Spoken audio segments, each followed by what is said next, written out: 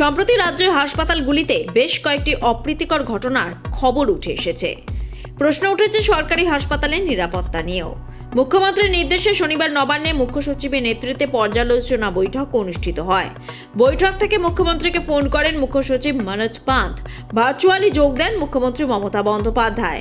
এদিনের এই বৈঠকে সমস্ত সরকারি হাসপাতালের সুপার, মেডিকেল কলেজের অধ্যক্ষ, সমস্ত জেলা শাসক, পুলিশ সুপারের ভার্চুয়াল হাজিরায় একগুচ্ছ নির্দেশিকা জারি হয়েছে বলে নবান্ন সূত্রে জানা গেছে।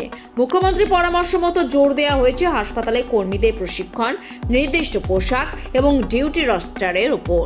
এছাড়া কর্মী নিয়োগের আগে তাদের অতীত কাজের রেকর্ড খতিয়ে দেখার কথাও বলেছেন মুখ্যমন্ত্রী। এসএসকেএমে কত সিসি ক্যামেরা, কোথায় মনিটরিং হলে পুরুষ শৌচাগারে কি করে নিয়ে যাওয়া হলো নাবালিকাকে, প্রশ্ন মুখ্যমন্ত্রীর। অকেজ সিসি ক্যামেরা দ্রুত পাল্টানো এবং হাসপাতালের নিরাপত্তায় খামতি না রাখার নির্দেশও দেন তিনি। এছাড়াও সিভিক ভলেন্টিয়ারদের প্রশিক্ষণের নির্দেশ মুখ্যমন্ত্রীর। নিচু স্তরে রক্ষীদেরও প্রশিক্ষণের নির্দেশ দেন তিনি। বেসরকারি এজেন্সিকে পুলিশের ছাড়পত্র নিতে নির্দেশ। সব জায়গায় বেসরকারি এজেন্সির কর্মীদের যাতায়াতের হ্রাস।